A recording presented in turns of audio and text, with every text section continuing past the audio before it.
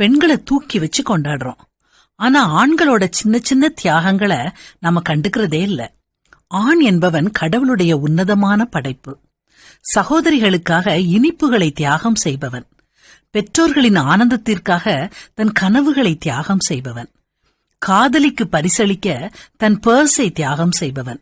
மனைவி குழந்தைகளுக்காக தன் இளமையை அடகு வைத்து அலட்டிக்கொள்ளாமல் அயராது உழைப்பவன்.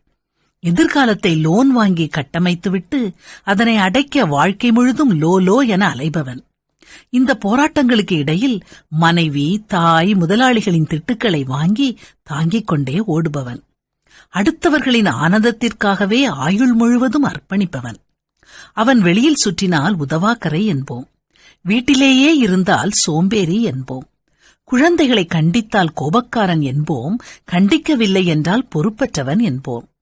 மனைவியை வேலைக்கு செல்ல அனுமதிக்காவிடில் நம்பிக்கையற்றவன் என்போம். அனுமதித்தால் பெண்டாட்டி சம்பாத்தியத்தில் பொழைப்பை ஓட்டுபவன் என்போம். தாய் சொல்வதை கேட்டால் அம்மா பையன் என்போம். மனைவி சொல்வதை கேட்டால் பெண்டாட்டிதாசன் என்போம். ஆக மொத்தத்தில் பெண்களாகிய நாம் ஆண்களை புரிந்து கொள்ளாமலேயே இருக்கிறோம்.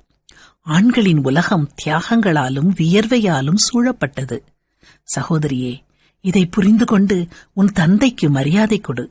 உன் கணவனுக்கு கீழ்ப்படி. உன் மகனுக்கு பாசத்தை கொடு. இதத்தான் வேதமும் அறிவுறுத்தது.